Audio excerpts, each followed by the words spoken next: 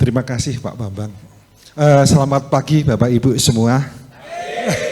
Semangat, luar biasa. Pagi ini atau siang ini kita belajar tentang, mungkin kalau saya banyak teori Bapak Ibu, jadi kalau Pak Bayu memotivasi dan hitungan, jadi tugas saya memberikan teori-teorinya, mudah-mudahan tidak ngantuk. Ya, pagi ini kita belajar tentang pertanian organik yang presisi. Jadi pertanian yang terukur. Bapak Ibu, letak dari pertanian organik sebentar. Oke, jadi sebenarnya pertanian itu bermacam-macam tingkat begitu ya. Jadi yang pertama adalah pertanian yang minim residu kimia. Jadi sebenarnya produk-produk pertanian yang ada di sekitar kita sebenarnya harus sudah melalui standarisasi. Salah satunya adalah peptisidanya, jadi residunya harus sedikit. Nah sayang di Indonesia standarisasinya masih kurang. Jadi kadang-kadang kalau kita di pertanian ngomongnya ulat saja nggak mau tapi orangnya mau gitu ya. Iya kadang-kadang kalau ke pasar suka yang mulus-mulus gitu, hati-hati. Soalnya kadang-kadang yang tidak menghakimi ya. Jadi maksud saya semakin mulus produk kadang-kadang residu kimianya terlalu tinggi. Jadi hati-hati. Nah kemudian ada namanya pertanian semi organik. Jadi pertanian semi organik ini masih menggunakan pupuk kimia, tetapi tidak menggunakan pestisida kimia. Nah di sini ada hidroponik ada. Jadi kalau Bapak Ibu main di hidroponik, levelnya ada di tengah, jadi bebas pestisida kimia. Nah kemudian yang kita dengung-dengungkan adalah pertanian organik. Jadi pertanian organik itu adalah pertanian yang tidak menggunakan pupuk kimia dan tidak menggunakan pestisida kimia. Nah, jadi kalau sudah level seperti ini, biasanya makanan itu bukan hanya untuk mencukupi kebutuhan, tapi juga bisa menyembuhkan. Nah, Bapak Ibu, kenapa kita terlalu konsen? Mungkin kemarin Pak KP juga banyak cerita ya. Jadi sebenarnya residu kimia itu sangat berbahaya bagi kesehatan. Nah ini perjuangan kita bersama bagaimana kita membuat produk yang dapat membuat kita sehat. Nah Bapak Ibu, jadi organik itu adalah suatu ekosistem sebenarnya. Tapi intinya begini, organik itu menggunakan tanah. Jadi yang tidak menggunakan tanah tidak bisa disebut organik. Ya, jadi hidroponik nggak bisa disebut organik. Kenapa? Syarat adalah menggunakan tanah. Jadi sebenarnya organik itu merupakan ekosistem yang holistik, yang menyeluruh gitu ya. Termasuk lingkungan, air, udara dan sekelilingnya yang membuat tanah ini benar-benar alami gitu ya. Nah biasanya begini juga, jadi tanah yang sehat menghasilkan tanaman yang sehat juga. Yang memakannya juga membuat sehat. Ya. Jadi pagi ini kita belajar, jadi supaya tanaman kita menjadi sehat, ada 5 bagian yang kita akan pelajari pagi ini. Jadi kita belajar tentang media tanaman, kemudian kebutuhan pupuk atau nutrisi, kemudian kebutuhan air dan perlindungan hama dari penyakit. Jadi salah satu perawatan tanaman ya. Nah kita belajar yang pertama adalah media tanaman. Karena kita bergerak di dalam organik, jadi media ini gunanya seperti ini. Jadi menyediakan ruang untuk bertumbuh, berkembangnya untuk akar ya, jadi untuk tumbuh. Kemudian media tanah terutama menyediakan oksigen bagi akar yang cukup. Kemudian kan menyediakan air dan nutrisi. Jadi sebenarnya tanah yang ideal itu seperti ini Bapak Ibu ya. Jadi kalau kita lihat tanah alami, jadi tanah alami komposisinya, jadi kalau ini adalah untuk mengikat air yang warna biru ini 25%. Jadi kalau sudah tanahnya padat, daya ikatnya berkurang. Nah kemudian ini mengikat udara. Nah mengikat udaranya yang alami itu masih 25%, yang ini cuma 6%. Jadi seperti padat sekali. Ya, kemudian yang ini penting lagi adalah ini organik ya. Yang coklat ini organik ada 5% yang alami, tapi yang sudah padat cuma 2%. Biasanya pertanian-pertanian yang kita lakukan kalau hanya menggunakan pupuk kimia, nanti hasilnya seperti ini, tanah yang padat ini. Jadi kalau terus berlangsung nanti tanahnya menjadi padat. Nah, itu kalau padat untuk daya tumbuh tanaman menjadi berkurang. Jadi gampangnya begini, kalau kita lihat tanah kemudian tangan kita tusuk kan bisa masuk enggak? Kalau bisa masuk berarti gembur. Jadi tanahnya akarnya bisa bertumbuh dengan baik. Nah, jadi kalau kita lihat jadi tanah yang gembur ini akarnya bisa masuk ke dalam. Tapi tanah yang padat cuma di atas saja. Nah, sebenarnya tanah yang padat ini juga karena proses pakai mesin-mesin yang besar itu.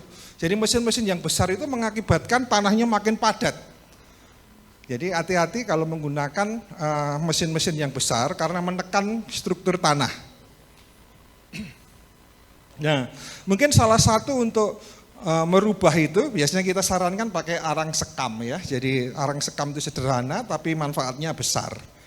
Jadi bisa ya menyemburkan tanah. Oh, dipertambah sedikit Pak. Baik. Oh, temponya. Baik. Ya, saya ulangin lagi. Ya, jadi struktur tanahnya, jadi kalau padat, jadi sebenarnya pertanian itu gampang. Kalau tanahnya gembur, ya tanahnya gembur, jadi akarnya berkembang dengan baik.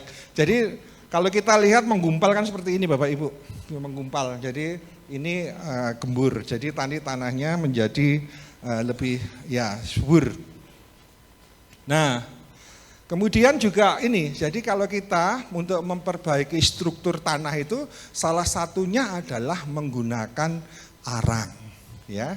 Arang. Jadi kenapa arang? Ini untuk rongga-rongga kan kita tahu arang itu rongga. Tadi kan fungsi media itu salah satunya adalah untuk rongga, oksigen. Jadi tanaman itu bukan hanya ini tapi bernapas. Kadang-kadang orang lupa. Tanaman itu juga bernafas.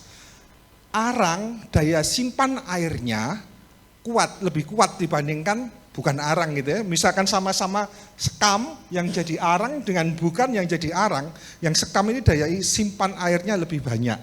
Nah, kemudian juga arang ini kan modelnya steril. Kalau steril kadang-kadang ini, bukan kadang-kadang ya, membuat mikroba tanah terutama yang positif itu perkembangannya lebih baik.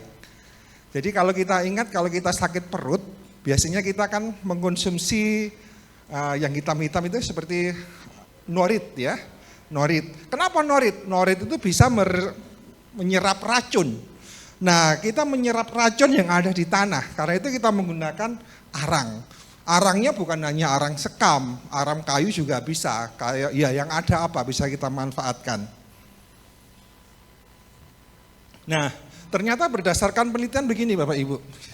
Dengan menggunakan kompos pupuk organik, jadi pupuk kandang itu kalau kita kasih 1% aja bahannya itu dapat meningkatkan daya simpan lebih dari 75 meter kubik.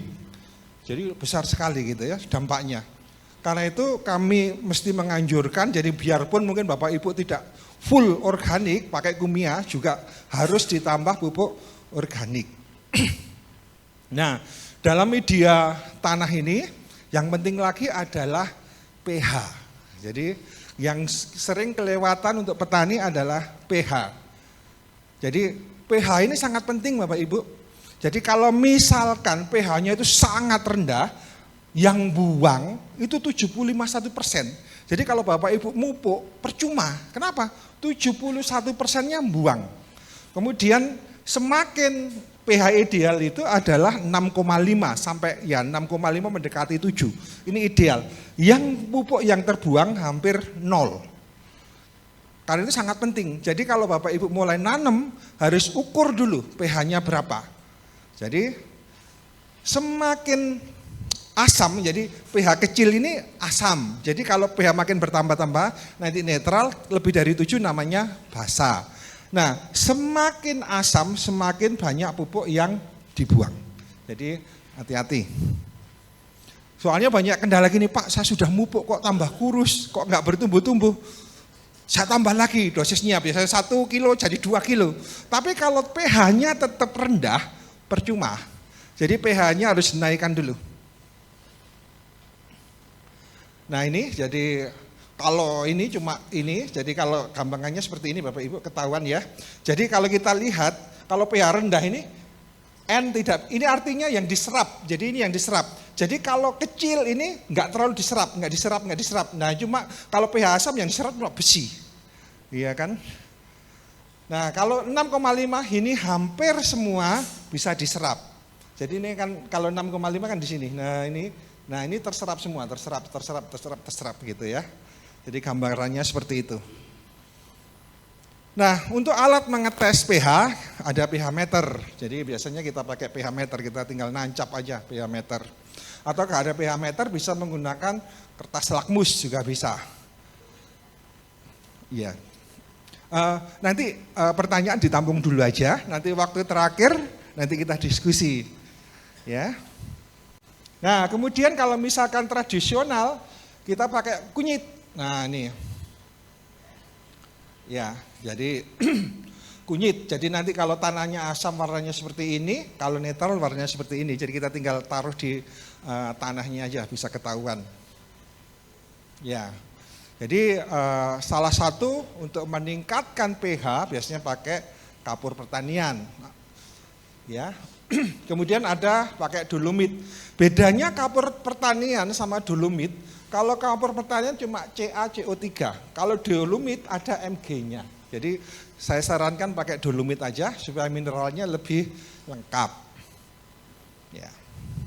Nah ini hitungan-hitungan, jadi kalau pH-nya semakin asam, kebutuhannya ini ya lebih banyak ya. Jadi kalau pakai dolomit, jadi estimasinya kalau pH-nya ini per 10 ton, kalau semakin pH-nya makin naik, penggunaannya dolomit makin sedikit. Jadi Bapak Ibu bisa perkirakan, jadi dicek pH. Jadi pH itu jangan satu lokasi, jadi di sampling tanahnya beberapa lokasi di rata-rata. Ya. Kemudian untuk media, besok kita belajar tentang pembuatan bedeng. Jadi ya nanti kita belajar pembuatan bedeng. Jadi besok aja kita langsung praktek saja. Ya. Jadi mungkin besok diajarin ini jadi penggalian ganda, jadi lebih gembur dan lain-lain. Ya. Jadi jadi media seperti itu. Jadi sederhananya seperti itu ya. Nah, sekarang kebutuhan nutrisi untuk tanaman. Jadi kita poin yang kedua, kebutuhan nutrisi untuk tanaman. Nah, jadi tanaman itu membutuhkan, ya jadi kalau kita lihat tanaman itu membutuhkan unsurnya yang banyak aja NPK, kemudian ada Ca, Mg itu lebih sedikit kegunaannya. Nah, ya biasanya kalium biasanya untuk bunga, pembuahan dan lain-lain gunanya. Nah, kemudian ada nitrogen. Nitrogen biasanya di daun. Nah, kemudian ada fosfat. Fosfat itu biasanya di akar. Nah, ini gampang. Jadi mempermudah kita untuk membuat pupuk. Pupuk kita mau fokusnya di mana? Kalau buah-buahan berarti kita banyak membuat pupuk dari buahan yang ini yang ada yang afkir gitu. Jadi nanti bisa kaliumnya tinggi. Kemudian kalau kita mau tanamannya hijau, buat pupuk dari daun-daunan. Ya. Kalau ini ya akar itu banyak P-nya gini ya. Ya. Jadi kalau kita ngomong biasanya kita ilustrasinya biar gampang, kita ibarat makan. Nah, makan yang nasi itu NPK. Jadi NPK banyak jumlahnya. Kemudian untuk makro sekunder SCA itu seperti buah dan sayur lebih sedikit. Nah, kemudian ada unsur mikro. Nah, ini seperti susu gitu ya, mempermudah kita. Tapi semua itu dibutuhkan. Kalau nggak dibutuhkan, biarpun mikro, jumlahnya sedikit, tapi itu mempengaruhi metabolisme yang lain. Jadi semakin lengkap unsurnya, semakin baik. Nah, kalau kita lihat guna-gunanya, jadi nitrogen tadi pertumbuhan tanaman. Nah, ini banyak-banyak di asola, kacang-kacangan, jerami, daun-daunan gitu ya. Kemudian fosfor, khususnya akar. Nah, banyaknya biasanya gini. Jadi apa namanya? Ya. di ampas tebu, batang pisang. Nah ini banyak mengandung fosfor. Nah untuk kalium, kalium ini sebenarnya fungsinya adalah ini karbohidrat dan gula. Karena itu kalau kita mau buah-buahan supaya manis buahnya, kaliumnya harus tinggi. Salah satunya adalah untuk pembentukan gula. Nah kemudian juga kalium gunanya gini, kalau misalkan kok banyak yang gugur bunganya, nah itu mungkin kekurangan kalsium. Nah ini juga kalium ini gunanya untuk untuk memperkuat perbungaan. Nah karena itu begini, waktu awal pemupukan dasar biasanya adalah P-nya tinggi. Kenapa? Waktu awal supaya pembentukan akarnya ini banyak. Kalau akarnya banyak itu kan mulutnya banyak. Akibatnya apa? Pertumbuhannya cepat. Baru susulan berikutnya N tinggi karena sudah ada daun. Nah untuk pertumbuhan tunas. Nah kalau susulan ketiga P tinggi, K tinggi supaya pembentukan buah dan bunga. Nah kalau misalkan susulan keempat ya N tinggi, K tinggi. Gini untuk pengisian buah dan bunganya. Jadi sebenarnya setiap pertumbuhan tanaman penggunaan pupuknya berbeda-beda sesuai dengan waktunya, masa generatif atau vegetatif. Jadi kalau tanaman kita lihat, kita cek, nah ini daunnya sehat seperti ini, gini ya, warnanya hijau mulus. Kalau kekurangan nitrogen biasanya seperti ini, kalau kekurangan fosfor seperti ini, gini ya, kelihatan. Ya, jadi kita lihat, wah ini pupuk kita ideal apa enggak dari kelihatan dari bentuk daunnya. Nah besok juga kita belajar tentang zat PT. Kan kita sering dengar zat PT, zat pertumbuhan. Nah biasanya zat PT ini ada globulin, auksin. Nah globulin ini proses pembentukan biji. Auksin itu untuk merangsang pertumbuhan. Jadi kalau pengen cepat piling besar biasanya kita kasih auksin. Nah auksin ini biasanya ada di pucuk-pucuk tumbuhan. Jadi kalau kita mau pertumbuhannya cepat, di pucuk-pucuknya itu banyak hormon auksin. Jadi biasanya di toge ini banyak juga. Ini auksin.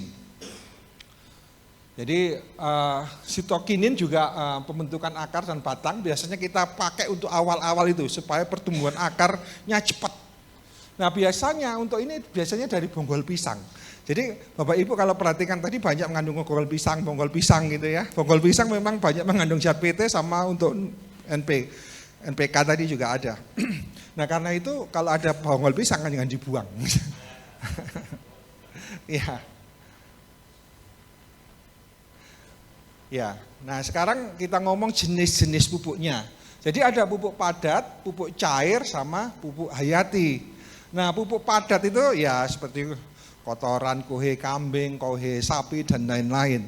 Nah kotoran padat ini biasanya memperbaiki struktur tanahnya. Yang tadi untuk penyerapan, kemudian untuk penyimpanan air, untuk melembutkan, mengemburkan. Nah ini tugasnya pupuk organik padat.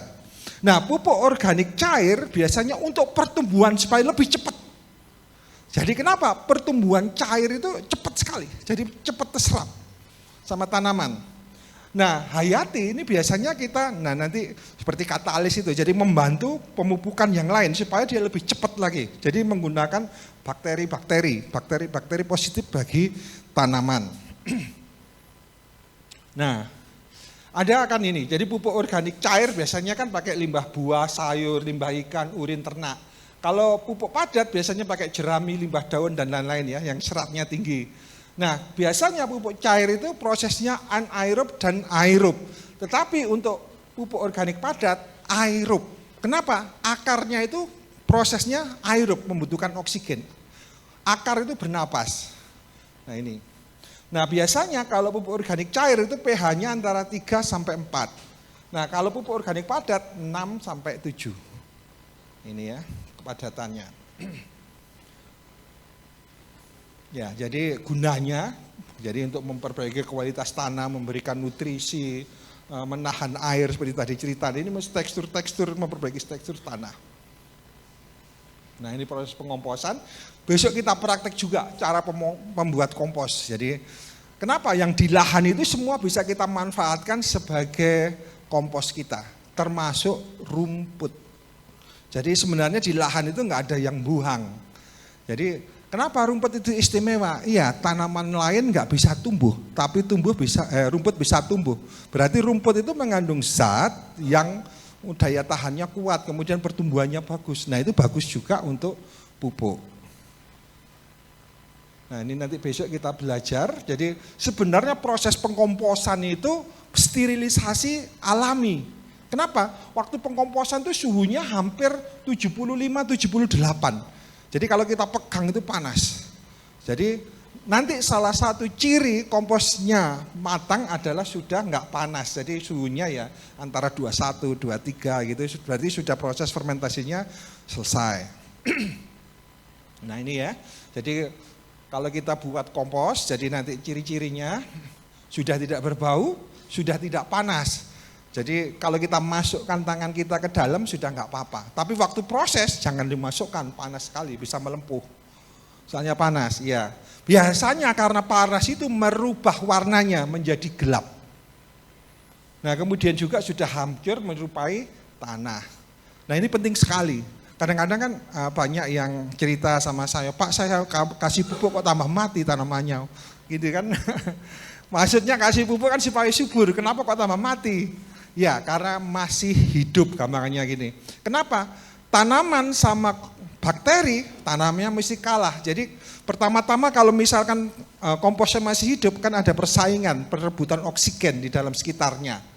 Nah biasanya yang ditandai pertama apa? Warna layu dulu, kuning. Kenapa? Ya nggak bisa bernafas dia. Seperti orang dicekik itu kan warnanya pucat.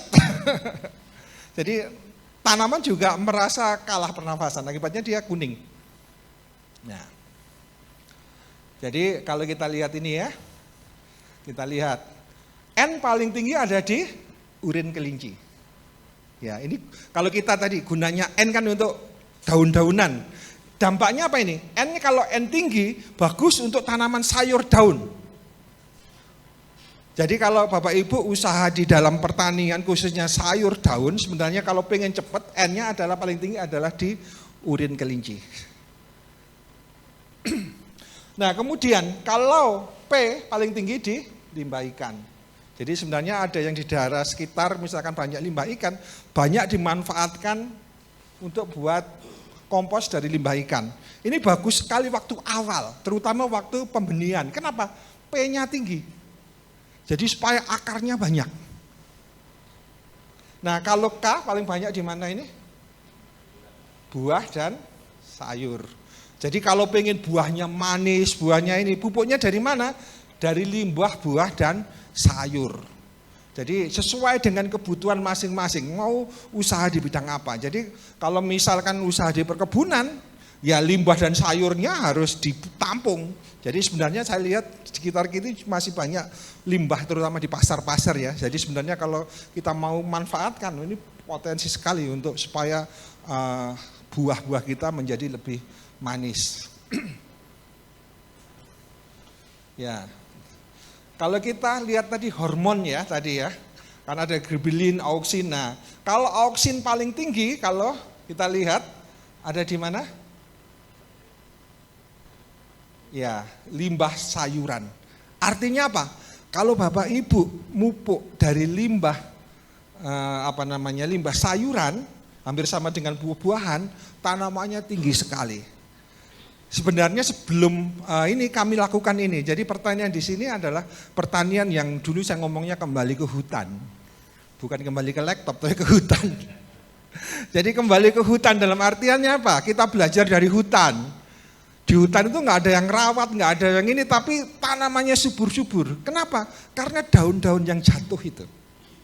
Ya, menurut Bapak Ibu, kalau saya pupuk sama daun sama kotoran hewan, kira-kira tanamannya baik mana? Yang dari daun apa dari kotoran hewan? Daun ya. Kenapa? Soalnya daun nggak dimakan dulu sama ternaknya, dia langsung ke sayurnya. Nah sebenarnya ini salah satu rahasia di tempat kami. Kenapa tanaman kami cepat pertumbuhannya karena dia menggunakan dari sayuran-sayuran yang ada. Ternyata saya pernah coba begini, selada kembali ke selada, kangkung kembali ke kangkung, ternyata subur sekali. Jadi kalau Bapak Ibu perhatikan di sekeliling kan banyak selada, kan besar-besar di sebelah sini. Jadi sebenarnya sudah waktunya panen, nggak dipanen-panen. Jadi sebenarnya tanaman sayur itu kalau kita nggak ngambil bibit, nggak boleh berbunga, harus diambil. Kenapa? Kalau sudah berbunga, sudah seratnya tinggi, rasanya juga nggak terlalu enak gitu ya. Nah sebenarnya dari limbah buah dan sayur itu membuat umur tanaman menjadi lebih pendek. Kan begini, kalau kita jualan sayur, kan target panen itu biasanya 30 cm, bukan umur, bukan. Jadi besarnya tanaman. Jadi kalau besarnya sudah 30 cm kita panen. Nah kalau kita nggak pakai limbah buah dan sayur tadi, bisa panennya rata-rata 30 hari, 27 sampai 30 hari. Tapi kalau kita pakai limbah buah dan sayur, umurnya kurang dari 20 hari. Akibatnya apa? Rasanya lebih manis. Kenapa? Masih muda. Karena ada istilah daun muda. Loh iya, daun muda itu manis, seratnya sedikit. Karena itu ini, iya. Jadi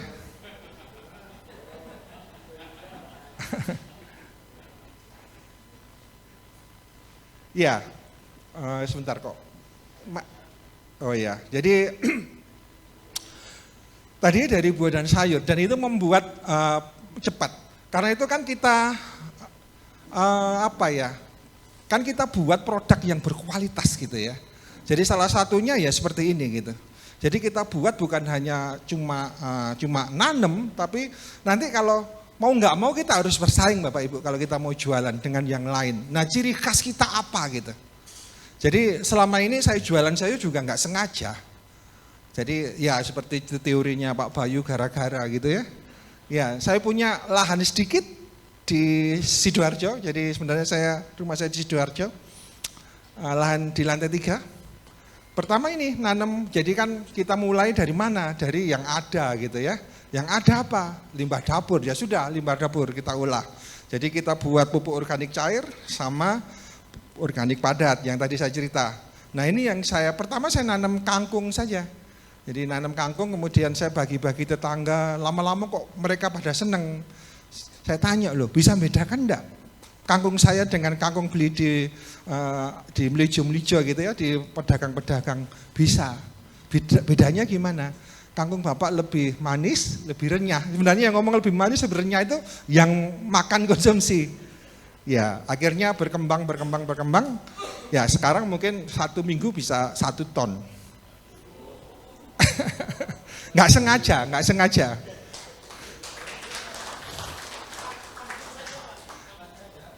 Oh enggak, multi kan kita ini ya. Jadi ada selada, terutama kami bergerak di yang daun, yang dimakan langsung. Kenapa dimakan langsung? Soalnya kami gini, kalau yang dimasak mungkin pestisidanya bisa rusak karena waktu proses pemasakan. Tapi yang untuk lalapan ini kan langsung dimakan gitu ya. Ya sebenarnya sudah sehat, ini sehat. Tapi kalau misalkan langsung kalau pestisidanya tinggi kan ya bahaya juga, nggak ada proses sama sekali. Ya, nah itu yang membuat akhirnya terpaksa jualan. Iya, saya sebenarnya capek jualan. Kenapa? Gini, yang membuat saya ini kan gini, Pak jangan berhenti, nanti yang kami beli di mana gitu. Iya, terutama yang sakit-sakit. Jadi Bapak Ibu nanti sebenarnya kadang-kadang kita itu memang waktu untuk besar kita butuh proses. Sebenarnya yang kita jual apa? Kepercayaan. Jadi kalau kita lakukan sesuai dengan dipercaya orang itu enak. Jadi kadang-kadang begini, yang paling gampang kenapa? Saya ajak ke lahan supaya panen sendiri, tahu prosesnya, tahu ininya gini. Jadi ya seperti itu.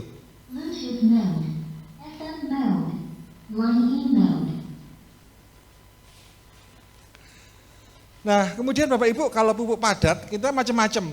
Kita nanam pelihara macam-macam, itu bukan ada maksudnya sebenarnya.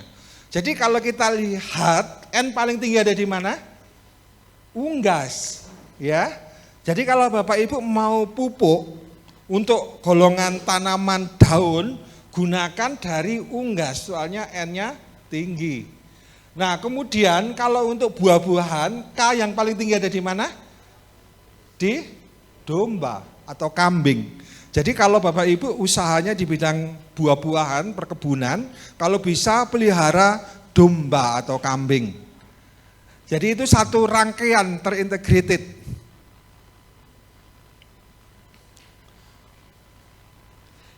Ya, jadi sebenarnya yang nggak saya sebut tadi ada sebenarnya gini. Ini adalah pupuk kascing. Kascing itu pupuk kalau kita mau benar-benar konsen di bidang kesehatan. Kenapa? Kascing ini kan gini, cacing itu nggak bisa hidup kalau ada racun. Berarti media tanahnya itu subur. Nggak ada barang bahaya, organik yang nggak berbahaya.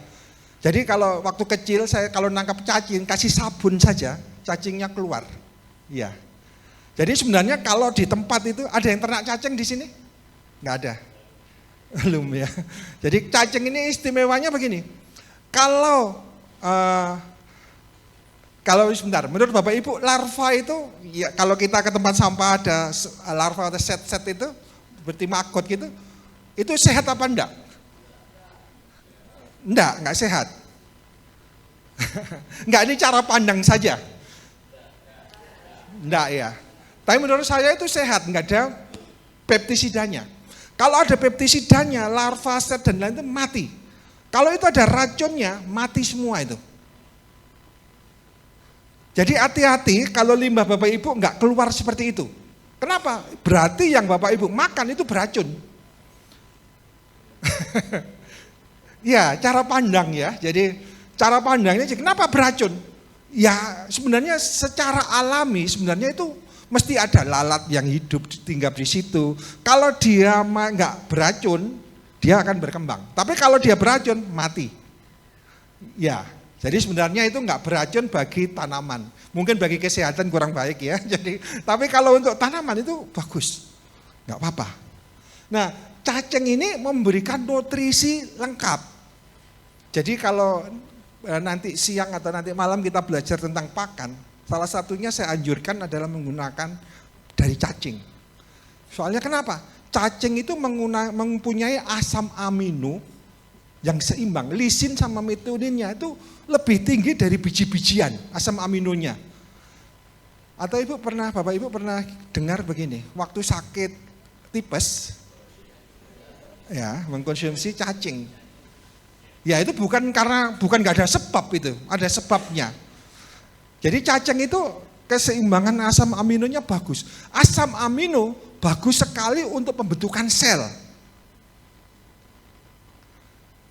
Jadi kalau kita nanti belajar tentang peternakan, waktu kecil butuh protein tinggi.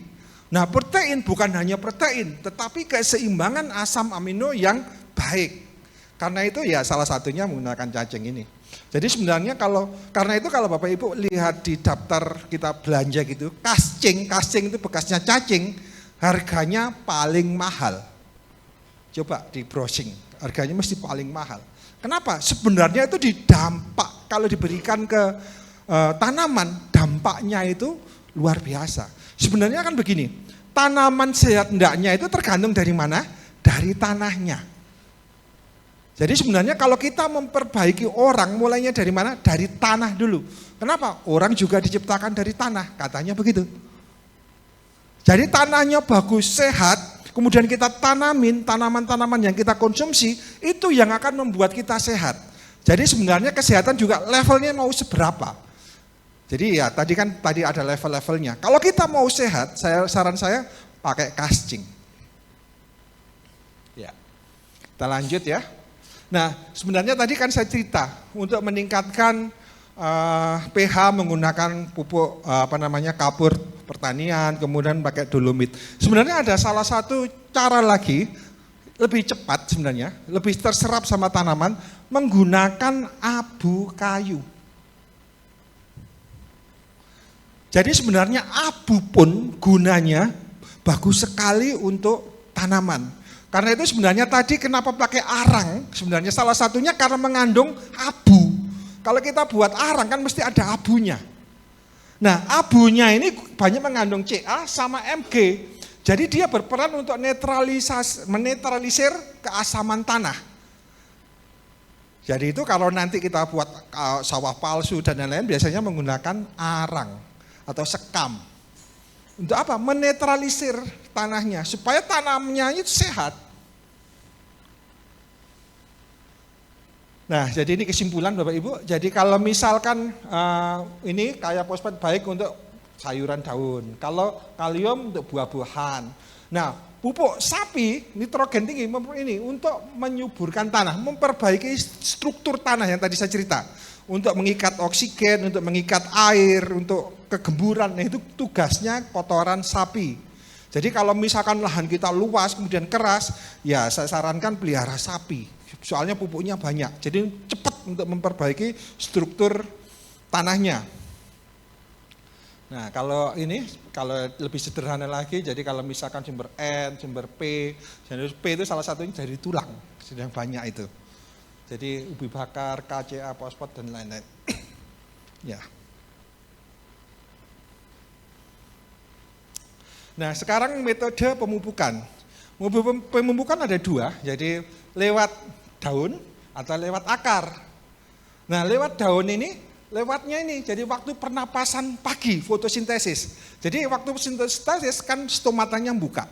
Karena itu harus pagi, jangan kebalik. Waktu kita nyemprot insektisida sebaiknya sore. Jadi kalau pemupukan pagi, tapi insektisida sore.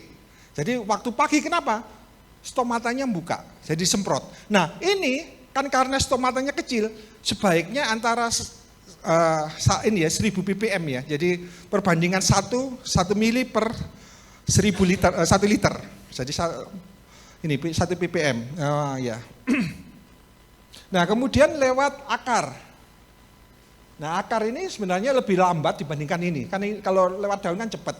Nah akar ini sebenarnya ya ini, jadi lambat. Tapi aplikasinya terserah. Kalau ini kan pagi, kalau ini terserah sudah. Gak apa-apa. Ya, yang biasa kita lakukan, biasa. Nah, bedanya dari pupuk kimia sama pupuk organik begini. Kalau organik memberi makan tanaman plus mikroba tanahnya. Tetapi kalau pupuk kimia itu hanya memberi makanan tanamannya aja. Jadi bedanya itu. Nah, ini cara melindungi dari hama. Kita belajar tentang hama, jadi hamanya seperti ini. Nah, ini ya. Jadi cara kerja insektisida nabati itu mengusir, mencegah hama itu nggak makan atau memabukkan. Jadi atau ini membuat bertelurnya berkurang, mengganggu ke ganti kulit. Nah, ini fungsi ini. Nah, kelemahan nabati ini apa? Insektisida atau pestisida itu kan ada dua sistem, jadi sistemik sama kontak. Ini cuma kontak, nggak bisa masuk ke jaringan. Ya, yang sebenarnya yang bahaya ya sistemik itu. Kenapa masuk jaringan? Biarpun dicuci, biarpun dia nggak bisa hilang. Soalnya dia sistemik masuk ke dalam jaringan. Nah ini biasanya ini, jadi kelemahannya ini mudah terurai. Soalnya sistemnya nggak masuk ke jaringan. Biasanya tidak bisa disimpan lama, ya pembuatannya lama gini ya. Bisa dibaca. Jadi ini salah satu jenis-jenisnya. Nah ini, jadi kalau misalkan untuk ini, untuk jamur, biasanya bawang mimba, bawang putih, cengkeh, daun sirih, dan lain-lain. Nanti ya bisa dipelajari saja. Atau kita pakai model begini, jadi ada yang, ini dari teman, yang pengalaman pemakaian, jadi kalau saya pestisidanya cuma ini, pakai selada. Jadi kan saya punya selada. Jadi selada itu kalau Bapak Ibu perhatikan nggak dimakan ulat. Jadi saya semprotkan aja, soalnya saya punya banyak selada. Mungkin di setiap daerah kan, bukan saya semprotkan, saya kocor itu, soalnya selada banyak. Jadi selada itu, bukan hanya selada ya, di pertanian itu fluktuasi harganya sangat tinggi sekali. Jadi selada itu paling tinggi harganya 50.000 per kilo. Iya, selada keriting hijau yang seperti di lahan. Paling murah kira-kira berapa Pak Ibu? Di pasar kemarin 1.500. Jadi, tapi kita begini, kalau kita sudah masuk integrated farming nggak khawatir waktu murah. Kenapa? Waktu murah berarti kita waktunya bikin pupuk. Ya, kalau pupuk kan kita ini, jadi kita simpan, jadi waktu murah itu sudah waktunya bikin pupuk, waktu mahal kita waktunya nanam yang bagus. Jadi sebenarnya yang bertahan di pertanian itu adalah orang yang konsisten. Jadi seperti matahari itu, waktunya terbit ya terbit, waktunya tenggelam ya tenggelam, waktunya pertanian juga begitu, waktunya nanam ya nanam aja. Jadi kadang-kadang orang kan gini, kebanyakan itu waktu harga mahal berlomba-lomba nanam semua. Ya, kenapa harga selada 1.500? Karena tergiur harga 50.000. Ngomongnya begini, wah harga daging ayam aja cuma 40.000, 30.000, selada 50.000. Akibatnya nanam semua. Nanam semua apa? Langsung 1.500. Ini biasanya kalau Bapak Ibu sudah ini ya, sudah nggak panik gitu. Nggak apa, biasa aja gitu. Jadi waktu turun, ini cuma bertahan 2, 3, nggak sampai 2 bulan. Kenapa? Marah-marah petani, ini gimana harganya jadi murah sekali. Jadi kalau murah ini nggak ada yang dipanen. Jadi hampir sama ya, semua produk. Tomat juga gitu. Waktu murah sudah dibiarkan aja. Kenapa? Biaya panen lebih mahal daripada harga tomatnya. Ya, karena itu kita nggak boleh lihat itu sepotong-sepotong, tapi harus global. Nah, waktu harga turun, simpen saja. Simpen. Nah, jangan berhenti nanam. Terus saja nanam. Soalnya apa? Itu cuma ya katanya orang ya kehidupan lah, waktunya naik turun. Tapi orang yang konsisten adalah orang yang akan berhasil. Jadi kenapa harga 50.000? Nggak ada yang tanam semua. Kemarin harga 50.000 hampir 2 bulan. Iya kan secara psikologis orang kan gini, wah takut nanam nanti murah, Kok lama-lama kok nggak turun-turun semua akhirnya, wah ini bukan apa, mungkin harganya segitu, nanam semua. Ternyata langsung drop. Nah nanti gitu lagi. Ini semua ya, jadi termasuk di ayam, pertanian rata-rata gitu. Jadi saya cerita begini, jadi kalau nanti terjun apapun, konsisten saja. Nggak usah ngoyo, kemudian apa yang ada dalam diri kita. Kenapa? Ya harganya gini. Nah ada rencana cadangan gitu ya. Kalau saya harga murah ya enggak apa-apa, kita tertawa aja, enggak apa-apa harga murah, waktunya kita buat pupuk gitu. Nah ini nanti bisa dipelajari, jadi ini juga banyak resep-resep. Ini sudah diuji sama teman-teman dan hasilnya lumayan.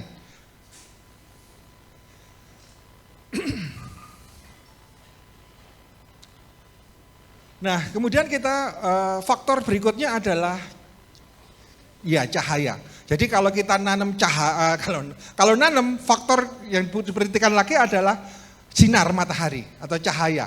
Nah, cahaya itu bisa dari matahari atau dari lampu. Nah, tapi di Indonesia sayang kalau kita menggunakan lampu. Soalnya kenapa?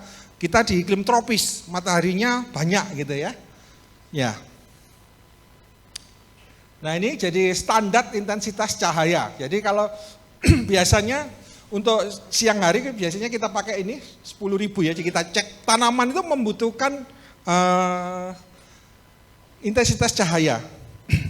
Nah Bapak Ibu bisa download, sebenarnya itu gratis tapi ada iklannya untuk mengetahui intensitas kekuatan cahaya.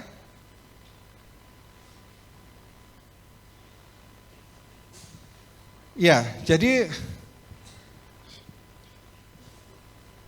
ya, satuannya lux sebentar ya. Ini ada iklan dia biar berjalan dulu. Nah itu bisa kita tes kira-kira pencahayaannya kita kuat apa enggak. Jadi kan harus presisi sebenarnya, kita harus hitung semua itu.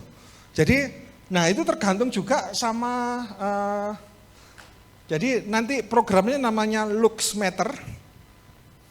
Di Google Play Store ada.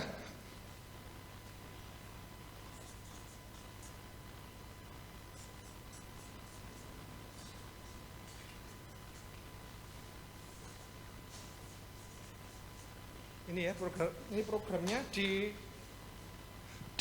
Google Play Store.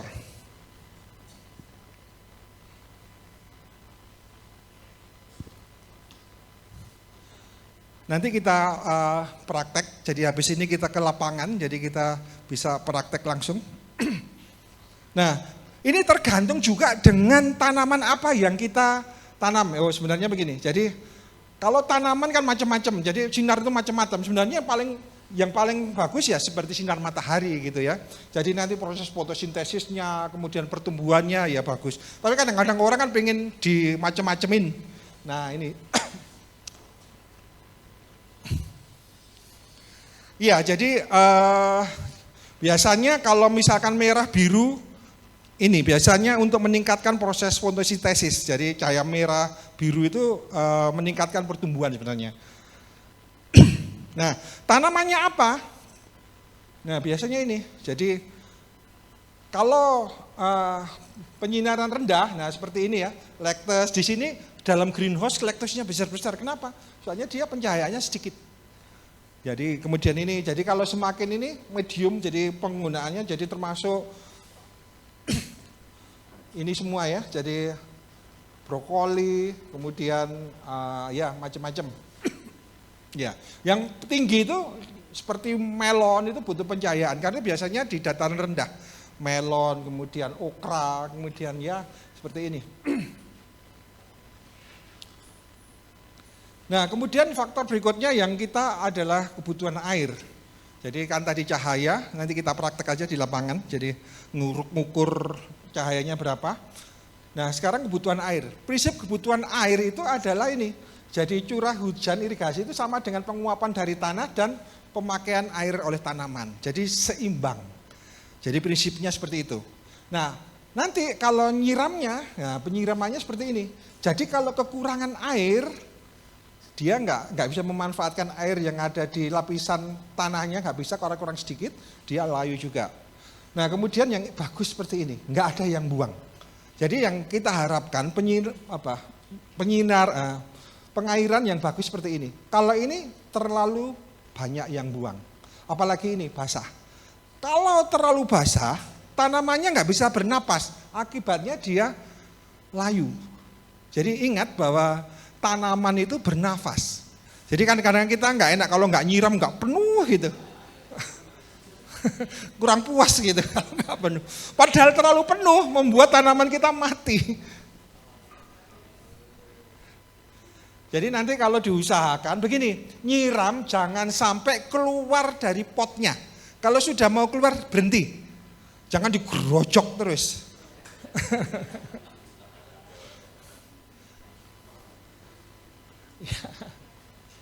Nah ini jadi kebutuhan, jadi kalau kita ngomong kebutuhan, jadi dari tanaman-tanaman ini kita bisa memprediksi kira-kira kebutuhan air kita cukup enggak untuk satu siklus tanaman. Jadi yang paling banyak membutuhkan air adalah padi. Ini sampai 25, kalau kita konversi 9.000 sampai 25.000 kubik per hektar per siklus. Jadi kalau nggak ada air jangan nanam padi. Ya, yang paling rendah sedikit, paling rendah sendiri adalah ini kacang hijau. Jadi kalau di tempat Bapak Ibu kekurangan air, tanamannya apa yang ideal? Kacang hijau. Kebutuhannya cuma 3.000 sampai 5.000 kubik per hektar. Jadi yang paling rendah. Karena itu kalau kita lihat pada musim kemarau banyak yang nanam kacang hijau. Waktu musim penghujan baru padi. Jadi sebenarnya di pertanian itu sebenarnya ada hitungannya Bapak Ibu sebenarnya.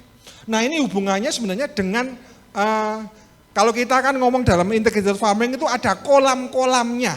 Biasanya sepertiga itu adalah kolam. Kenapa? Gunanya untuk penyiraman ini. Supaya satu siklus produksi kita nggak terhambat sama air. Nah, yang penting lagi begini. Fase kritis kebutuhan air tanaman. Jadi Pak, kalau jagung, padi, yang paling kritis apa? Saat pembungaan dan pengisian biji. Jadi waktu pembungaan dan pengisian biji jangan sampai kehabisan air. Kalau kehabisan air apa? Kopong-kopong, gak ada isinya. Nah kemudian kalau kubis brokoli ini pembentukan buah, bunga ya hampir sama. Kalau water kentang lobak yang ini saat pembentukan ubi ya. Kalau tomat cabai saat pembuangan dan pengisian buah ya hampir sama semua. Ya waktu mulai berbuah jangan sampai kehabisan air. Jadi waktu awal-awal itu waktu ada bunga ada, nah ini nggak boleh kehabisan air.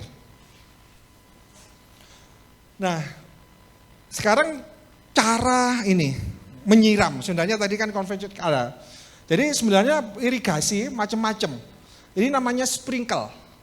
Jadi nanti kita di lahan kita belajar ya lihatnya pemasangan sprinkle. Kenapa? Sebenarnya di pertanian itu yang mahal adalah tenaga kerja. Salah satunya kalau kita intensif adalah penyiraman. Karena itu lebih baik penyiraman itu di full otomatis, sekarang nggak mahal. Dulu mahal, sekarang enggak. Jadi bisa menghemat tenaga kerja. Ada macam-macam dari sprinkle mulai yang kabut, agak besar, jaraknya juga begitu. Nanti macam-macam ada di lahan kita lihat. Ya, jadi irigasi sprinkle ini jadi efisien tenaga kerja dan lain-lain. Tetapi jenis tanamannya ini hati-hati ya. Soalnya tanamannya ini kalau untuk cabai, tomat itu enggak cocok. Kenapa? Dia rentan kelembapan. Untuk sprinkle dan lain-lain bagus untuk tanaman daun. Karena itu di tempat kami banyak pakai sprinkle. Kenapa? Untuk tanaman daun. Nah, tetapi kalau misalkan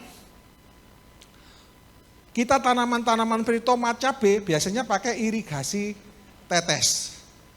Jadi irigasi tetes itu hemat sekali. Jadi bisa ada juga dari contohnya, jadi menghemat air 50 cocok untuk kondisi yang lahan yang sulit air. Jadi sebenarnya kami sudah pakai ini hampir 5 tahun yang lalu. Kendalanya ternyata bukan air tapi tikus. Kenapa? Kebetulan tempat kami ada di Mojokerto bagian utara, itu kering sekali. Waktu kemarau, nggak ada rumput pun nggak ada yang tumbuh. Jadi coklat semua. Tapi di tempat kami hijau semua. Ketika hijau semua, tikusnya ke situ semua. Ternyata begini, kalau kita mau sukses, ya harus semuanya sukses gitu ya. Jangan satu-satu, kalau semua hijau kan tikusnya bagi rata semua. Ya, jadi kalau ini tetes modelnya seperti ini. Nah ini jadi ini langsung ke akarnya. Nah jarak ini macam-macam, ada yang 25 cm, 30 cm, 40, sesuai dengan jarak tanamnya. Jadi pas di ininya ada tanamannya, pas di sini ada tanamannya gitu. Jadi kenapa? Nanti rumput juga biar nggak tumbuh. Beda dengan sprinkle kan semua kena semua. Kalau ini enggak, pas di ininya, di akarnya. Nanti kita, nah ini, jadi kalau penggunaan untuk bedeng seperti ini alatnya. Nah, tetes macam-macam. Kalau misalkan pakai stick juga ada, tadi pakai selang, seperti selang, pakai drip selang. Nah ini pakai yang model stick ada, satu-satu tanaman. Biasanya dipakai untuk di polybag dan lain-lain, jadi lebih efisien. Nah, kalau yang model seperti ini harus rajin membersihkan filter. Jadi mesti kalau nanti pembuatan irigasi, jadi ada tandon, ada filter di sini. Nah kadang-kadang Indonesia itu ini ya, pengennya instan, kok ngalirnya sedikit, filternya dilepas. Jadi anak buah saya, yang di kebun, Pak, iya, jadi kok kecil airnya, jadi saya lepas dulu. Maksudnya ada filter ini supaya nggak buntu di sininya, di selangnya. Jadi setiap tandon, filter baru ke ini. Demikian juga tadi di sprinkle juga gitu. Alurnya sama. Jadi tandon, sanyo, filter. Supaya apa? Supaya nggak dibuntu di ininya. Tapi jangan nanti di bypass, jadi itu malah bahaya gitu ya. Ini rusak, soalnya ini nggak bisa diperbaiki. Kalau sudah buntu sulit diperbaiki. Yang model-model selang. Nah, kalau model-model seperti ini bisa diperbaiki. Jadi kalau buntu tinggal diambil aja, ditiup-tiup, atau dicuci aja bisa. Soalnya bisa model stick. Ya, oke.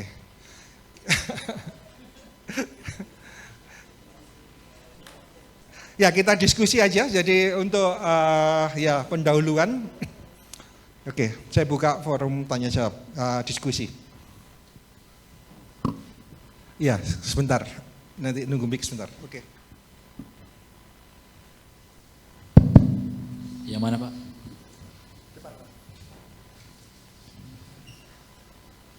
Sambil berdiri Pak. Assalamualaikum warahmatullahi wabarakatuh. Ibu Bapak yang kami muliakan, narasumber yang kami banggakan. Saya Ib Sarip dari Garut Selatan di Jawa Barat. Mohon digambarkan dari paparan tadi untuk skema tanaman buah Pak. Tadi kan sayuran. Kira-kira opsi-opsi desain untuk irigasi, kemudian komposisi nutrisi dan hamanya Pak. Tadi sepertinya di paparan yang Bapak sampaikan kami sangat berterima kasih, sudah cukup jelas. Tapi untuk tanaman buah duren, kemudian alpukat, beberapa yang lain mungkin kami bisa mendapatkan pencerahan. Terima kasih Pak. Ya sebentar Pak, iya. Ya silakan. Saya tak ngambil gambarnya biar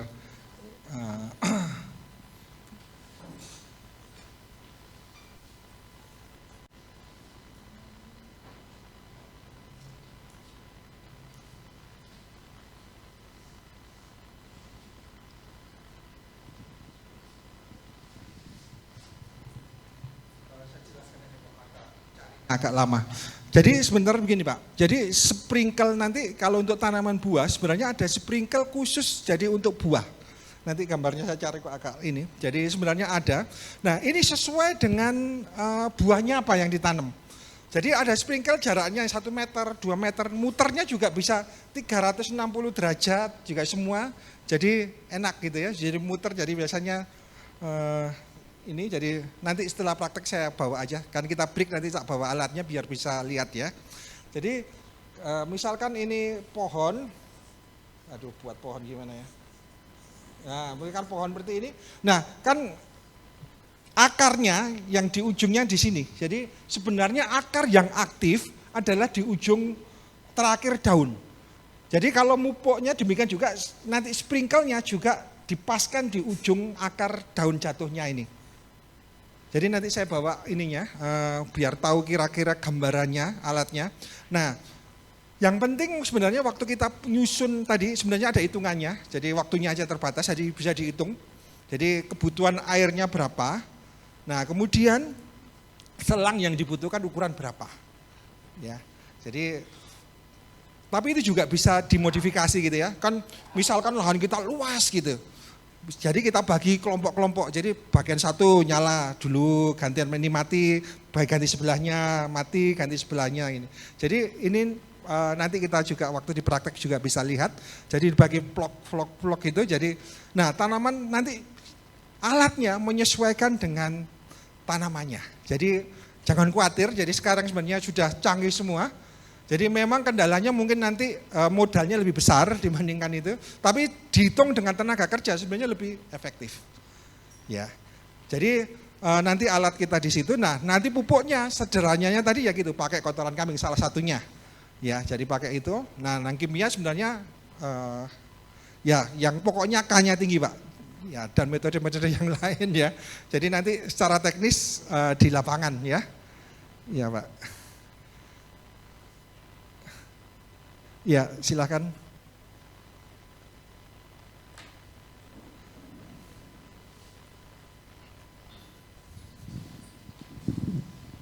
Assalamualaikum warahmatullahi wabarakatuh. Waalaikumsalam.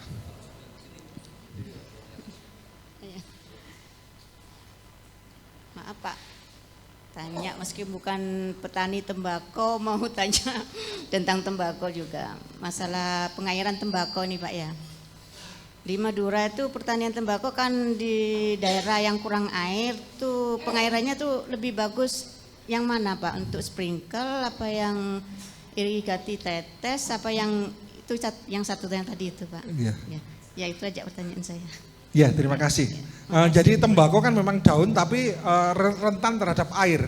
Jadi kalau menurut saya lebih baik yang pakai irigasi tetes. Jadi kenapa? Basahi akarnya saja, pohonnya nggak basah. Ini hampir sama dengan tomat, cabai dan lain-lain. Jadi ketika kelembapannya cuma di akar saja. Jadi dia masuk bisa dimanfaatkan tanaman, tapi daunnya tetap kering. Nah itu bagusnya gitu. Jadi irigasi kalau sprinkle nanti kan seperti hujan gitu ya. Kalau hujan nanti mempengaruhi kualitas dan lain-lain. Beda dengan yang di ya. Jadi intinya kalau irigasi tetes itu langsung ke akar. Nah nanti modelnya macam-macam, mau yang stick atau model yang apa namanya pakai selang macam-macam. Jadi macam-macam, jadi seperti itu. Jadi yang bagus untuk tembakau adalah irigasi tetes. Ya.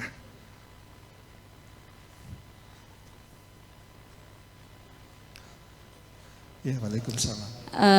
Saya ingin bertanya, kebetulan di lingkungan kami itu ada danau. Danau ini isinya banyak sekali eceng gondok yang daunnya lebar-lebar itu, kemudian ada azolla. Kemudian di sekitar kami juga ada sarasah yang cukup banyak gitu ya, sarasah dari daun-daun mangga lah, rambutan lah gitu, itu cukup banyak. Kemudian juga ada kotoran kambing sama kerbau. Sebenarnya itu sebaiknya kami olah untuk menjadi apa gitu, agar tadi eceng gondok ini dapat digunakan dengan sebaik-baiknya, karena itu benar-benar sudah cukup mengganggu lah gitu. Yeah. Tapi di pemandangan indah sebenarnya. Kemudian yang kedua adalah bagaimana atau seberapa banyak sih tenaga kerja yang dibutuhkan jika kita mengolah limbah rumah tangga tadi, karena kami punya pesantren gitu ya. Selama ini udahlah kita kerjakan gitu, tapi tidak manajemen dengan baik ya. Kira-kira itu butuh tenaga berapa sampai dihasilkan produk, dan kalau produk ini bisa kita kemas dan kita jual, itu butuh berapa tenaganya? Oke, itu saja Pak. Ya, kalau boleh tahu kapasitas jumlahnya berapa setiap harinya? Biar bisa menghitung jumlah tenaga kerja. Jadi tenaga kerja kan berdasarkan jumlah berapa yang dikelola. Jadi kalau sampahnya nggak terlalu banyak, ya nggak terlalu. Tapi kalau banyak, ya tenaga kerjanya lebih banyak. Oke. Berapa ember atau berapa kilo atau berapa? Oke, mungkin pagi itu limbah pagi itu sekitar 2 ember, limbah siang 2 ember, limbah sore juga 2 ember gitu, sekitar 6 ember lah setiap harinya. 6 ember ya? Iya. Ember yang 30 kiloan itu? Iya. Iya, oke. Ya, terima kasih. Ya, jadi eceng gondok ini bisa dimanfaatkan, bisa buat pupuk atau sebagai pakan juga. Jadi dua-duanya bisa. Jadi kalau misalkan, tapi penggunaan eceng gondok bisa untuk kalau ada sapi bisa dimanfaatkan untuk makan sapi. Kalau digunakan untuk unggas cuma sedikit. Jadi kendalanya kalau dikasih makan ke unggas atau golongan unggas itu ayam, bebek, puyuh, itu cuma 5% saja. Kenapa? Soalnya seratnya terlalu banyak. Nah, lebih baik diolah menjadi makanan yang makan rumput. Itu bisa 20% sampai 30%. Sapi, kambing, kerbau bisa untuk pakan eceng gondok. Bisa 20%-an. Nah, kalau mau nggak terbatas, buat pupuk. Jadi paling kalau misalkan jumlahnya banyak biar cepat menghabiskan, buat pupuk. Kenapa? Pupuk kan nggak ada batasan. Jadi prinsipnya begini, proses fermentasi dan lain-lain salah satu nanti kalau buat pupuk kan difermentasi. Jadi eceng gondok harus dicoper dulu, dihaluskan, dicoper. Jadi dihaluskan maksudnya apa? Biar cepat. Jadi semakin luas permukaan, prosesnya akan lebih cepat. Jadi prinsipnya biasanya eceng gondok, kemudian kalau ada misalkan kotoran dan lain-lain bisa dimanfaatkan semua. Jadi intinya kalau mau buat kompos, kalau misalkan nggak pakai ngaduk, biasanya pertama kalau besok praktek ya, yang pertama itu dikasih yang ranting-ranting kering dulu.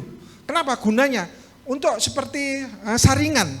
Jadi proses fermentasi itu bukan basah, tapi lembab. Kelembapannya 60 sampai 70. Itu artinya apa? Air nggak netes. Ada air di situ, tapi airnya nggak netes. Karena itu kita butuh daun-daun kering itu. Jadi biasanya daun-daun kering, rumput-rumput kering, baru daun-daun hijau, kotoran hewan, lagi ranting-ranting disap-sap gitu. Jadi nanti prosesnya bisa kalau mau seperti bambu gitu biar nggak usah ngaduk, tapi prosesnya lebih lama. Tapi kalau mau cepat, jadi 40-50 hari selesai, biasanya ada proses mengadukan tiap 3 hari. Kenapa proses mengadukan? Supaya rata. Nah biasanya itu panas sekali, jadi biar rata.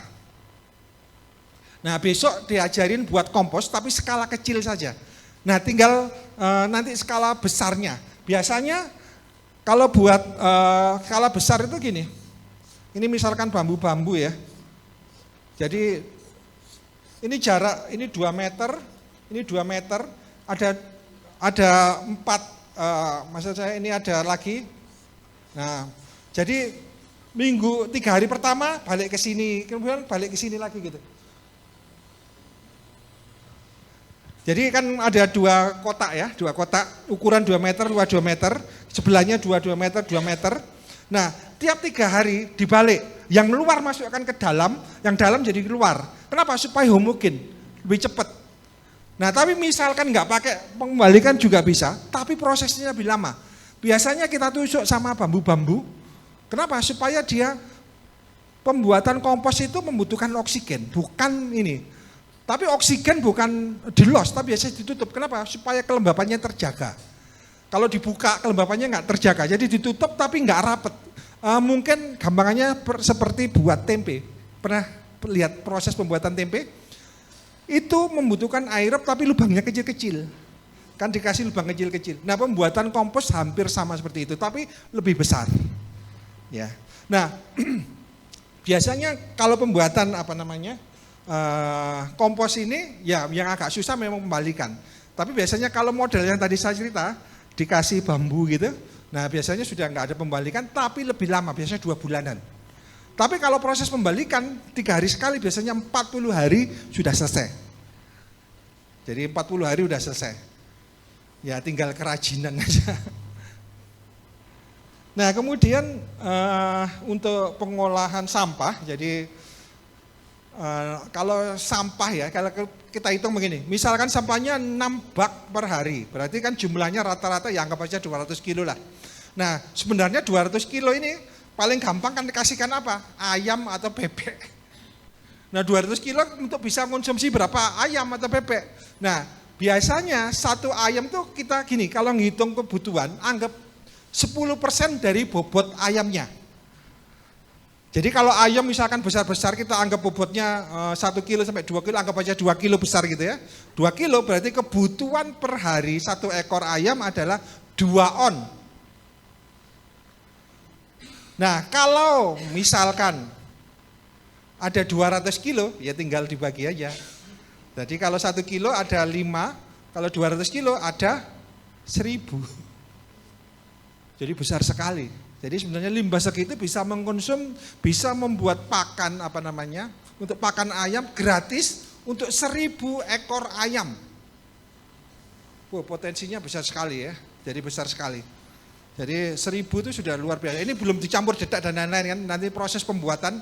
Jadi kita buat itu, kalau misalkan limbahnya kan rata-rata berair. Nah, prinsip fermentasi itu nggak boleh berair. Kalau berair nanti ya ini, jadi harus lembab. Nanti bisa ditambah dengan dedak biasanya, dedak yang halus tambah. Nah hari ini juga praktek nanti, nggak hari ini besok ya, nggak hari ini besok. Jadi nanti buat pakan dari limbah rumah tangga. Nah itu nanti di ini aja, dipraktekkan di rumah. Ya, jadi kalau 200 ya sudah luar biasa. Jadi bisa setiap hari bisa memberi makan 1000 ekor ayam gratis. Ya. Untuk tenaga kerjanya apa? Sebenarnya ini tergantung juga pakai mesin enggak. Nah biasanya begini, limbah rumah tangga kita chopper dulu untuk supaya homogen.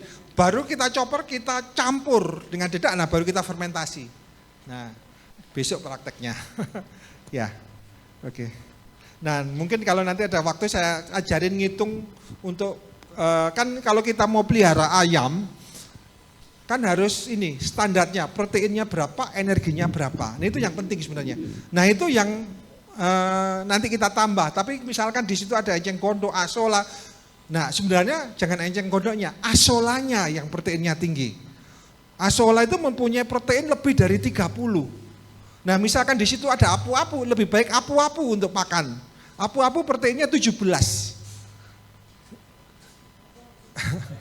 Ya apu-apu itu tanaman seperti enceng gondok tapi lebih kecil. Ya nanti waktu kita ngomong peternakan saya kasih gambarnya biar lebih jelas. Ya.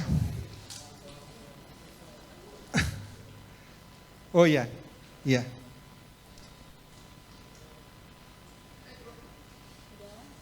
Iya sudah. Oh ya belakang dulu Pak. Assalamualaikum warahmatullahi wabarakatuh. Iya, waalaikumsalam. Saya mau nanya ya Pak ya, saya nanam kelengkeng, sudah 6 tahunan kok segitu-segitu aja ya Pak. Udah saya pupuk kimia, organik, kok nggak ada perubahan gitu Pak. Gimana Maksudnya kira-kira nggak ya Pak? perubahan, nggak buah atau nggak besar, Bu? Ya segitu aja Pak, cuman batangnya ya yang besar, tapi nggak tinggi. Segitu aja kayak kuntet gitu Pak. Buahnya belum karena mungkin karena pohonnya kurang sehat ya, jadi belum berbuah. Terus saya mau nanya lagi, saya nanam kunyit, tapi kok kunyitnya itu nggak warna cerah ya Pak ya? Kunyit, saya nanam kunyit. Kunyitnya itu warnanya ndak oranye gitu, kuningnya kuning pucat. Apa karena tanahnya, pH tanah atau gimana ya Pak ya? Mohon penjelasannya Pak. Makasih Pak. Assalamualaikum. Waalaikumsalam. Ya, ya saya nggak tahu kondisinya, tapi begini, saya kira-kira saja. Jadi sebenarnya tanaman tadi sebenarnya ada faktor genetik yang pertama, saya nggak sebut tadi. Sebenarnya bibit itu sangat berpengaruh, selain manajemen dan lain-lain tadi, ada tanah dan lain, sebenarnya ada faktor genetik atau bibit tanaman, itu sangat mempengaruhi. Nah, ya ini sangat penting sekali, jadi baik di peternakan, pertanian, perikanan, nah bibit ini yang ya, penting. Saya nggak tahu bibitnya sudah bagus apa enggak. Memang ada bibit tertentu yang cepat buah, ada yang lama buah. Nah, kalau sudah faktor genetik kita nggak bisa apa-apa, karena itu faktor genetik. Tapi kalau misalkan cara pemeliharaan, nah mungkin cara penanganan bisa kita rubah. Misalkan gini, pohon itu akan berbuah ketika dia mengalami stres. Kenapa? Secara alami makhluk hidup yang ada di dunia itu akan berkembang biak kalau mulai ada stres.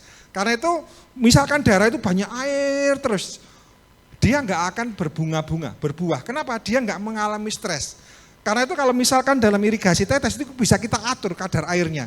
Seperti kalau Bapak Ibu perhatikan, buah itu mau berbunga ketika mendekati musim hujan.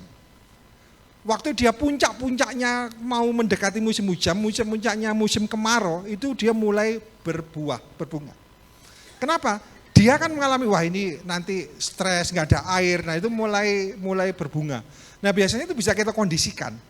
Jadi airnya dikontrol, jangan dikasih air terus. Kalau dikasih air terus, kan pertumbuhan ada dua, generatif sama vegetatif. Nah kalau pertumbuhan vegetatif terus nggak akan berbuah-buah. Nah termasuk pemberian pupuk tadi, kenapa kok harus K? Supaya unsur K itu merangsang pertumbuhan buah dan bunga. Ya, bisa jadi misalkan ya kalau organik kita pakai kotoran kambing atau kita pakai serabut kelapa, itu K-nya juga tinggi. Jadi rendaman serabut kelapa kita ambil airnya kita buat pupuk juga tinggi. Nah juga tumbuhan kan gini, nyetraskan tumbuhan apa? Kalau zaman dulu dibacoi itu apa istilah tanamannya, itu sebenarnya menyetraskan tanaman supaya dia stres. Nah sebenarnya kalau di istilah pertanian ada namanya dipotong daun-daunnya itu. Ya. Di pruning, ya. Jadi itu harus dilakukan juga. Kenapa? Kalau nggak dilakukan, ya dia akan tumbuh daun terus. Nggak buah-buah. Ya, katanya kalau orang-orang sambil gurau dia berbuah itu karena takut ininya, goloknya. Ya, mungkin seperti itu Bu. Jadi mungkin kalau tanahnya terlalu subur juga kadang-kadang buahnya kurang. Subur artinya apa? Hijaunya, N-nya terlalu tinggi. Sebenarnya kan yang bagus seimbang, antara NPK-nya itu seimbang. Bukan hanya satu unsur saja yang banyak, tapi seimbang semuanya. Jadi kalau misalkan kok nggak berbuah-buah, ini mungkin unsur K-nya yang kurang. Ya mungkin seperti itu.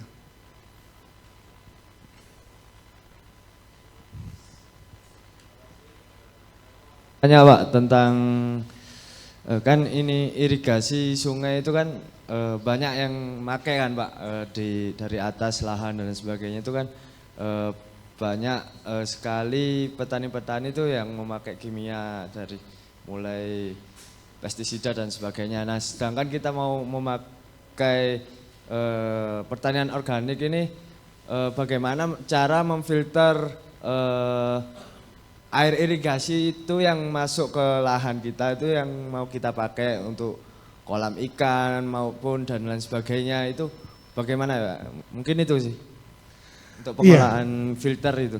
Iya, jadi sebenarnya di tempat kami kalau ini lagi proses pembangunan, Bapak Ibu perhatikan banyak kolam-kolam geomembran. Jadi nanti besok mungkin praktek ke belakang, ke dalam itu masih proses pembangunan. Karena dulunya kami yang tadi saya belajar dari hutan. Di hutan kan jarang ini, jadi dari sayur kembali sayur, tapi kami sekarang kan integrated semua. Jadi nanti sebenarnya air itu dari selokan-selokan yang ada di sini juga kami tampung. Nah, ada biasanya secara bertahap kita ada 3 filter. Jadi yang pertama ini biasanya kita kasih pasir. Jadi pasir-pasir yang ini, jadi untuk filter awal. Nah kemudian yang kedua ini biasanya kita kasih arang. Jadi arang-arang itu maksudnya untuk menyerap racun dan lain-lain. Nah ketiga nanti kita kasih tanaman seperti apu-apu yang tadi saya cerita, apu-apu dan lain-lain. Nah biasanya ngecek racunnya enggak, kami kasih cacing di sini semua. Tapi kami sekalian integrated, jadi nanti di atasnya kolam ini kami kasih nanti bebek. Mungkin Pak Bayu cerita, jadi yang atasnya kasih bebek. Sekalian nambah unsur organik di sini. Kenapa? Cacing kan memanfaatkan unsur organik. Nah, di filter ini baru masuk ke kolam. Jadi di sana ada kolam besar, ada 3. Jadi biar mengendap dulu, biar terurai dulu, baru kita masukkan ke tanaman. Jadi prinsipnya seperti itu. Jadi sebenarnya pasir ini bisa diganti sama ijuk, bisa serabut kelapa, bisa. Intinya untuk filter. Ya, pasir yang putih apa itu? Pasir apa sih? Lupa saya namanya. Silika, seperti silika gitu. Pasir silika. Itu bisa dicuci itu. Jadi itu filter. Jadi ini jadi ada kemudian ada arang, kemudian ada tanaman-tanaman. Itu memfilter. Jadi misalkan itu ada pestisida dan lain-lain, yang mati duluan cacingnya itu. Jadi kita sebagai indikator bahwa kalau misalkan airnya itu beracun atau terkontaminasi kan mesti cacing itu nggak akan hidup.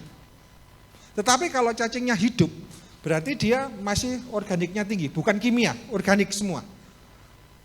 Ya, jadi prinsip sederhananya seperti ini, besok bisa Bapak lihat di bawah, tapi itu dalam proses pembangunan. Jadi masih belum finish. Jadi intinya seperti itu. Jadi ada filter, baru masuk ke kolam, baru lagi diputer. Jadi di tempat ini memanfaatkan apa yang kita citakan. Jadi memanfaatkan air hujan, memanfaatkan air dari macam-macam, kita manfaatkan untuk irigasinya. Di sini sebenarnya juga sulit air. Jadi di tempat ini sulit air, biasanya di daerah gunung itu sulit air. Jadi kita ngambil air dari gunung. Jadi desa ini, kolektif desa, jaraknya 25 kilo. Jadi ya jauh sekali, jadi ya kebutuhan air kita harus hemat. Ya mungkin seperti ini, tapi kami memanfaatkan dengan kolam, kemudian sebenarnya daya tampung itu bisa kita hitung semua ya. Jadi kita hitung daya tampungnya berapa, luas lahan kita berapa, jadi kita bisa sampai hujan lagi dapat air gitu, nggak kesulitan. Nah gampangannya biasanya kita pakai antara 20-30% lahan itu sebagai tangkapan air untuk tandon airnya itu. Ya seperti itu. Iya, Bapak Ibu mungkin kita ke lahan aja, soalnya waktunya sudah enggak Ada 1 kali bertanya, enggak Bapak? Silahkan. Iya, Pak. Mengenai lahan yang mau saya olah ini Pak, kan ini bekas dari penanaman tebu yang hampir puluhan tahun, yang kalau saya lihat struktur tanahnya sendiri sudah sangat keras, yang sekarang hanya subur untuk rumput.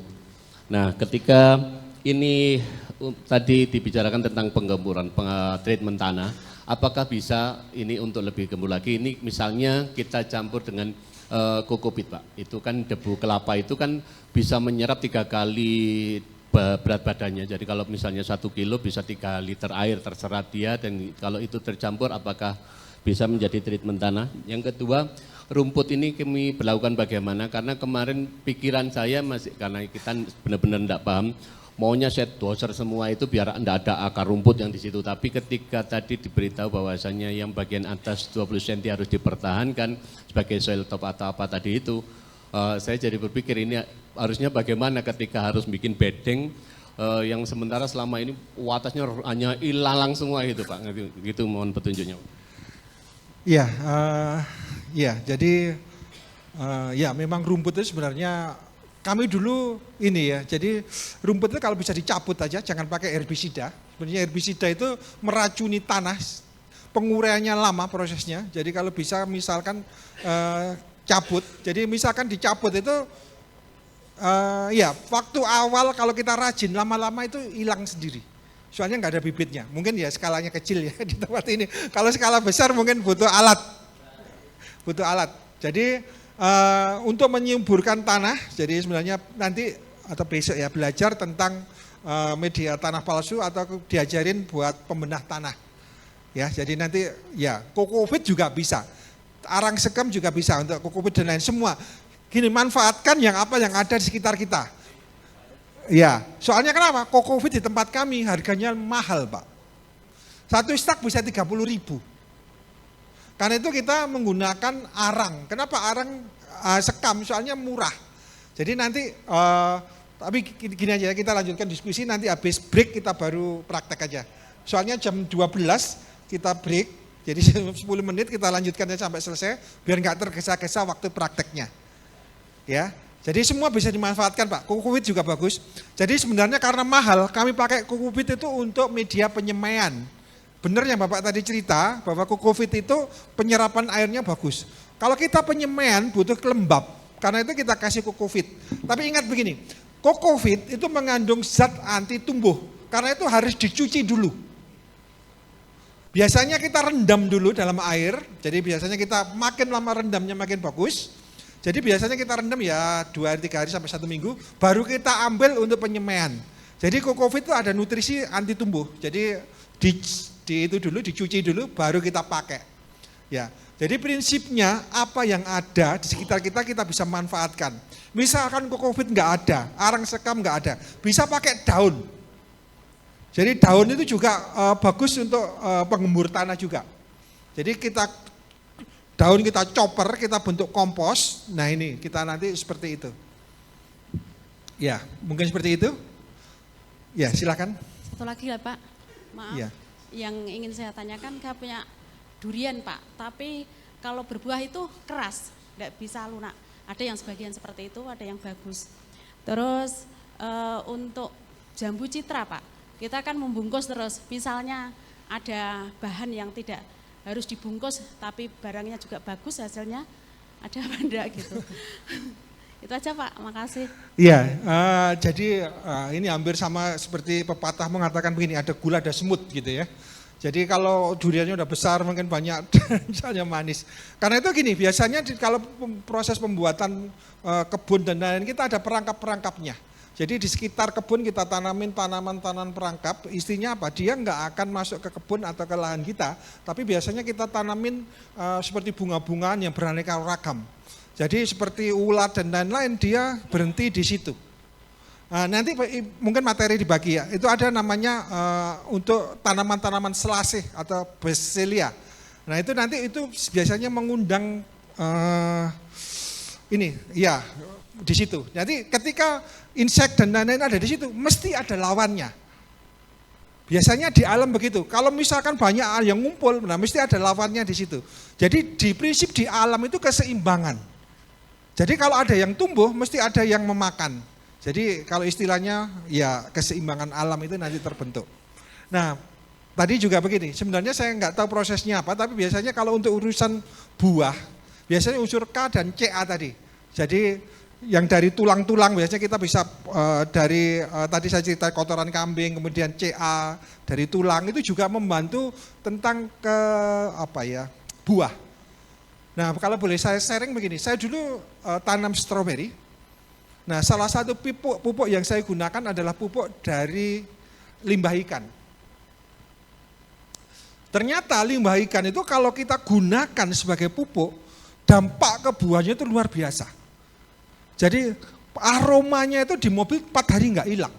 Jadi aroma buah jadi segar gitu. Kemudian istilahnya daya tahan lebih lama juga. Kemanisannya lebih manis juga.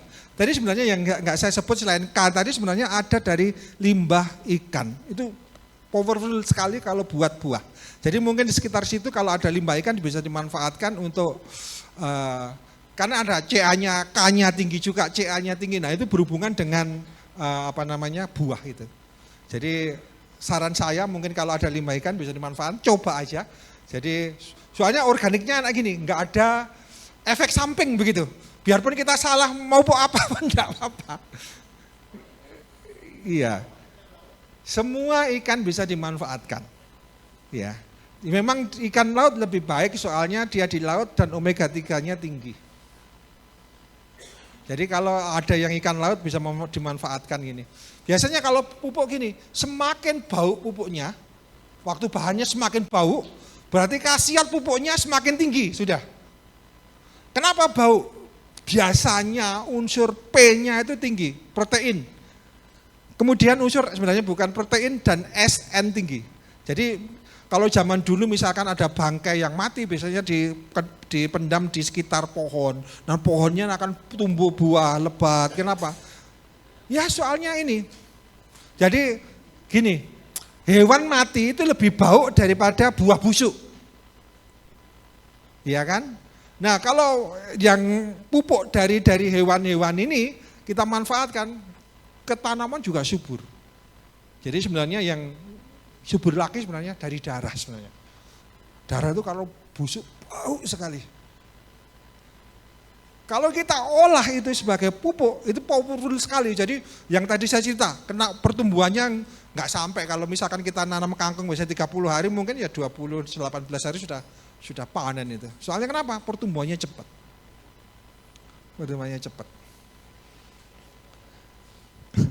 Ya, satu menanya lagi kemudian kita break.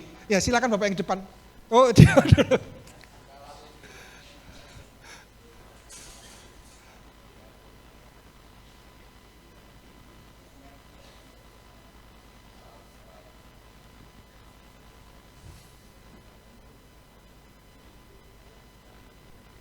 Enggak apa-apa, langsung Pak. Enggak apa-apa.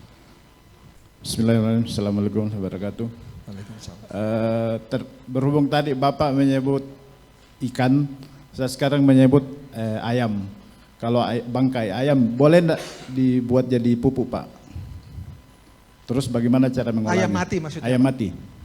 Terus yang kedua, kebetulan di kebun kami sudah ada kohe kambing, urin kambing, pohon pisang, terus rerumputan. Nah, bahan-bahan yang ada ini bagaimana cara mengolahnya untuk bisa dijadikan kompos terhadap tanaman durian dan alpukat. Terus yang ketiga, bagaimana cara pengaturan pupuk terkait masalah pengaturan waktu pemupukan dan dosisnya pada tanaman durian dan alpukat. Terima kasih Pak. Iya.